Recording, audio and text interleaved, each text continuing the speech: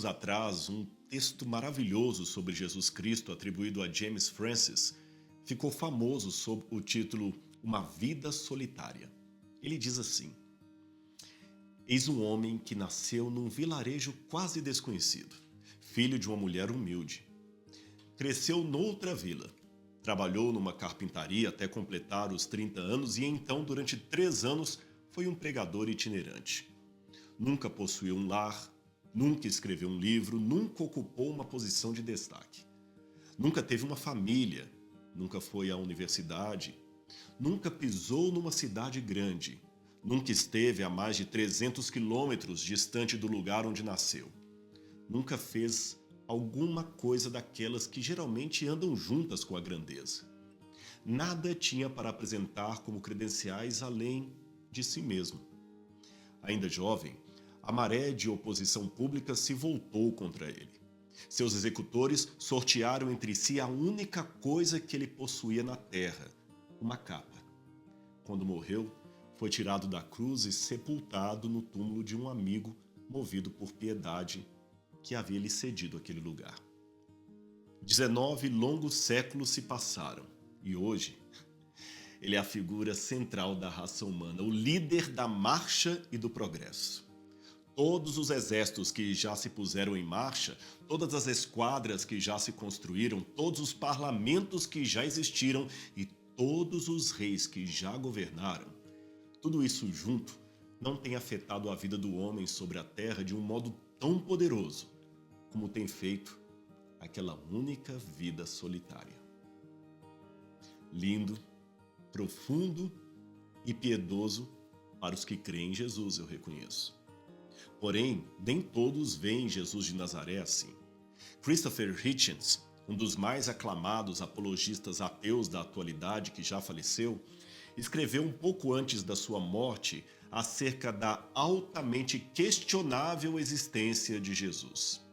E quase um século antes dele, Bertrand Russell, já citado anteriormente, também escreveu em seu livro Por que Não Sou Cristão que, historicamente falando, a existência de Cristo é duvidosa e se ele realmente existiu, não sabemos nada sobre ele.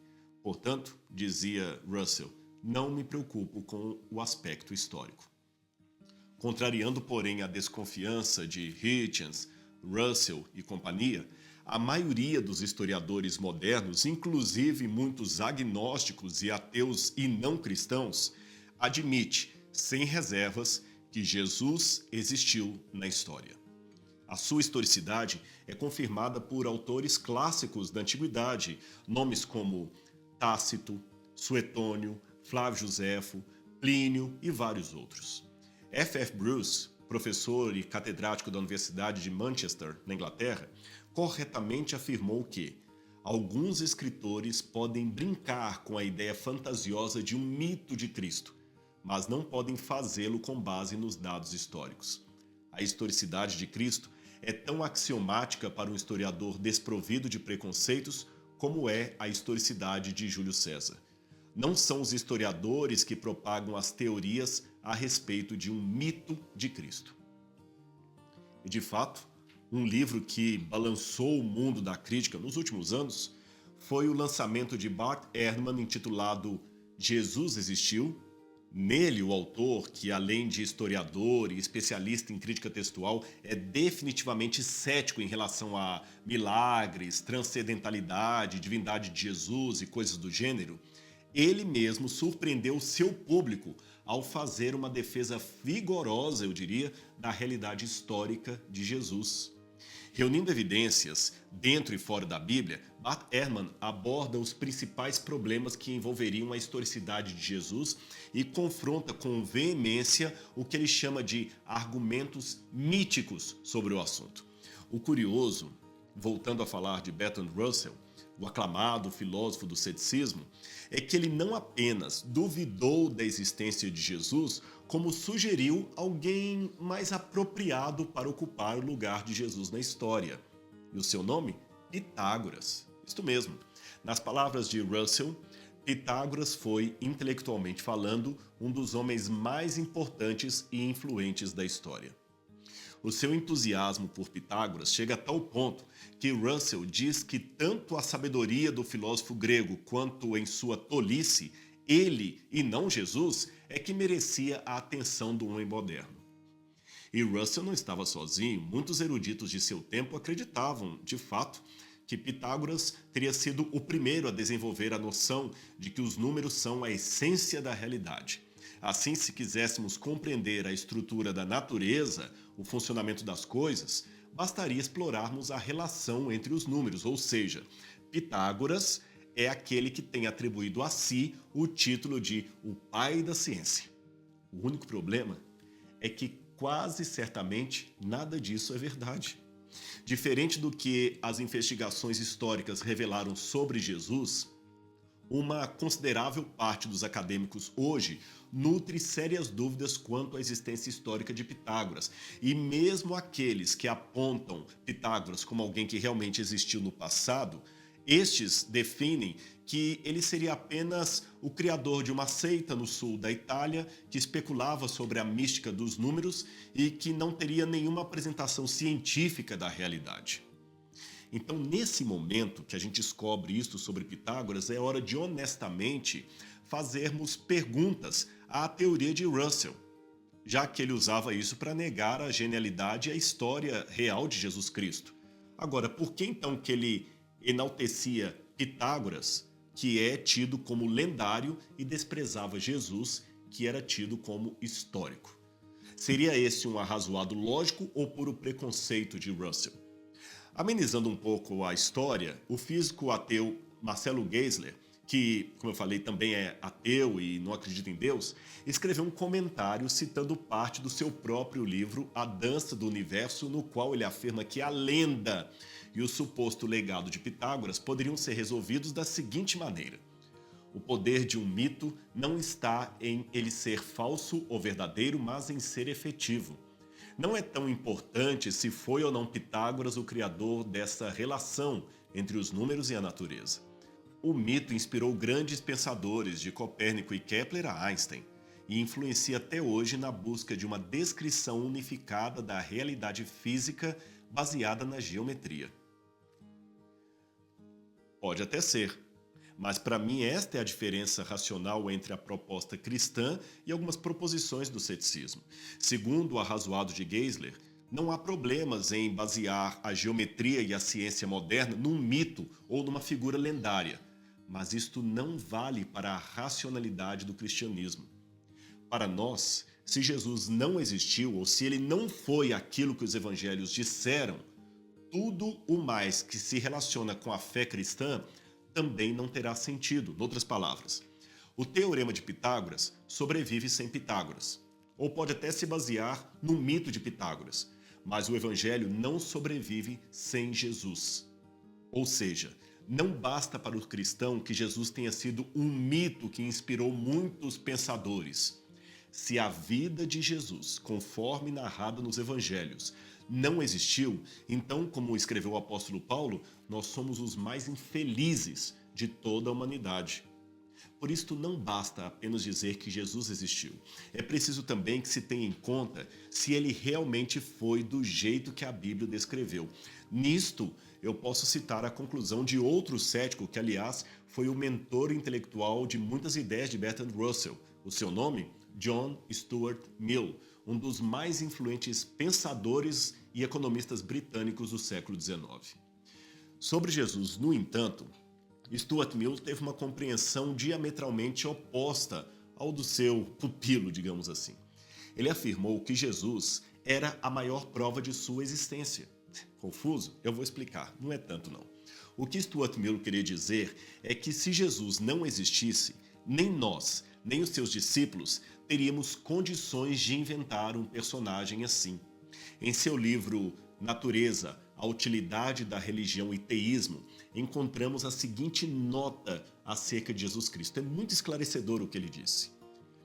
Não adianta dizer que Cristo, como exibido nos evangelhos, não foi histórico e que não sabemos quanto do que é admirável a seu respeito foi superado pela tradição de seus seguidores. Afinal de contas, quem dentre seus discípulos ou dentre seus prosélitos seria capaz de inventar os ditos atribuídos a Jesus ou de imaginar a vida e o caráter revelado nos evangelhos?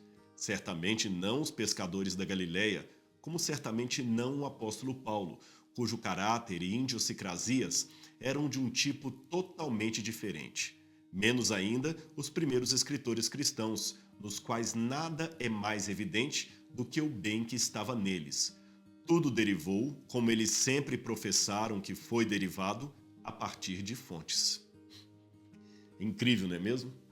Vale a pena ainda completar esta anotação com um pensamento de C.S. Lewis, ele mesmo um ex-ateu que colocou isso de maneira um pouco mais poética. Seria preciso alguém maior do que Jesus para inventar Jesus. A causa sempre será maior do que o efeito. Noutras palavras, se Cristo não existiu, busquemos então quem foi a mente que o criou, pois certamente esta merece a nossa devoção mais do que qualquer outro gênio da humanidade. Nesse ponto, é importante dizer que é uma considerável lista de autores não cristãos que jamais esconderam a sua admiração por Jesus Cristo. São nomes de peso como Ernest Renan, Lord Byron, Rousseau, Spinoza, Geza Vermes e vários outros. Pessoas que, mesmo sem acreditar que Jesus fosse Deus ou Messias, ainda assim demonstraram-se fascinados por sua vida e seus ensinos. O único problema com essa admiração demonstrada é que Jesus fez afirmações muito sérias acerca de si mesmo e que não podem ser passadas em branco. Ele assumiu prerrogativas dignas apenas de Deus. Veja, Jesus perdoou pecados, declarou ser o caminho, a verdade e a vida, o único que dava acesso a Deus Pai. Em outras palavras, Jesus foi o único homem que, em sã consciência, reivindicou ser Deus. Então só há 3 alternativas para definir um sujeito assim: louco, mentiroso ou divino. Nos 2 primeiros casos, seria um dever desmenti-lo e no último, uma afronta não adorá-lo. C.S. Lewis, que eu acabei de mencionar, no seu livro Cristianismo Puro e Simples, também escreveu o seguinte: estou tentando impedir que alguém repita a arrematada tolice dita por muitos a seu respeito. Estou disposto a aceitar Jesus como um grande mestre da moral, mas não aceito a sua afirmação de ser Deus. Essa é a única coisa que não devemos dizer. Um homem que fosse somente um homem e dissesse coisas que Jesus disse, não seria um grande mestre da moral, seria um lunático, no mesmo grau de alguém que pretendesse ser um ovo cozido. Ou então o diabo em pessoa. Faça a sua escolha. Ou esse homem era e é o Filho de Deus, ou não passa de um louco, ou coisa pior. Você pode querer calá-lo por ser um louco, pode cuspir nele e matá-lo como um demônio, ou pode prostrar-se a seus pés e chamá-lo de Senhor e Deus. Mas que ninguém venha com paternal condescendência dizer que ele não passava de um grande mestre humano. Ele não nos deixou essa opção. Agora, parece-me óbvio que ele não era nem um lunático, nem um demônio. Consequentemente, por mais estranho, assustador e inacreditável que possa parecer, tenho que aceitar a ideia de que ele era e é Deus. A única coisa que poderia contrariar essa lógica seria supor que o Jesus dos evangelhos nunca existiu, mas foi fabricado pela teologia. Isto, contudo, não faz o menor sentido por várias razões. Em primeiro lugar, o estilo literário escolhido para escrever a trajetória de Jesus não é de uma lenda ou biografia de propaganda. Não é à toa que os autores usam um termo técnico, evangelho ou evangelion em grego, que quer dizer boa nova oficial, história real, algo que realmente aconteceu. Foi com esta palavra que os romanos marcaram, por exemplo, o nascimento de Augusto César, que é destacado assim no calendário encontrado em Pliênio. Outra coisa, os discípulos judeus jamais estariam predispostos a criar um personagem que fosse humano e divino. Isso iria contra toda a sua identidade cultural. A encarnação do Filho de Deus chocou a tradição judaica e, como acentuamos anteriormente, aqueles pescadores rudes da Galileia não teriam nenhum conhecimento formal, teológico, muito menos de mitologia grega, para criar um personagem meio judeu e meio helenístico que pudesse ser, ao mesmo tempo, humano e divino. Do mesmo modo, já caiu por terra aquela tentativa de dizer que foi Paulo o responsável pela criação do Jesus divino. Apesar de um ou outro ainda insistir nesse ponto, esta não é nem de longe uma hipótese que hoje domina a academia. Aquele quadro de Jesus, por exemplo, tomando crianças no colo, perdoando uma mulher que havia sido acusada de adultério, confortando uma outra que não tinha marido, um Jesus que manda amar os inimigos pode parecer politicamente correto para os moldes de hoje, mas não era para a sociedade daquela época. A sua agonia no Horto das Oliveiras, admitindo o medo da morte, o vexame da cruz, a admissão de sede, de abandono diante dos inimigos, nada disso parece absolutamente em nada com os moldes de um herói criado pelo mito e o gosto popular. Então, ou os evangelistas eram péssimos em marketing e propaganda, ou descreveram a história como ela mesma aconteceu. Escândalo para os judeus, loucura para os gentios, disse Paulo em 1 Coríntios 1:23.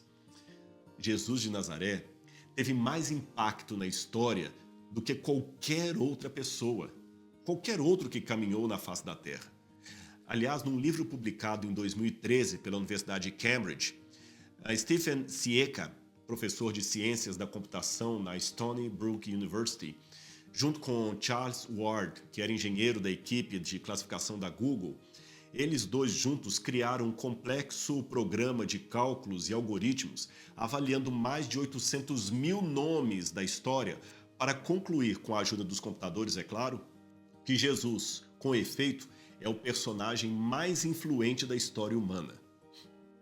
Ora, se intelectuais ateus como Bertrand Russell aplaudem Pitágoras pelo efeito de suas ideias, deveriam fazer muito mais por Jesus, porque o efeito da sua vida e de seus ensinos é muito maior do que qualquer teorema postulado por um obscuro filósofo do passado. Jesus é grande demais para passar despercebido, principalmente na sua vida.